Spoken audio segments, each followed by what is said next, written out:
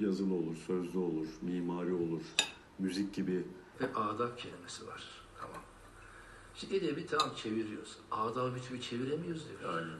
Çünkü Türklerin yemenin adabı, içmenin adabı, oturmanın adabı. Türk demek adab demektir. Bir musiki belki, evet, bir namesi, bir hat. hepsi aynı kökten. Evet, aynı kökten ve tevhidin çeşitli yansımaları. Mesela şöyle bir şey, beyaz ışık tek başına hiçbir şeydir ama tayfa girdiği zaman 7 renk çıkar. Aslında biz beyaz ışığı değil, renkleri konuşuyoruz yani. Beyaz ışık tevhid, yeşil edebiyat, kırmızı mimari, işte sarı hat gibi. Biz sadece tayfın sağ tarafını konuşuyoruz. Yoktur. Hatta sevgilinin bir adı da Leyla'dır. Neşet Ertaş'ın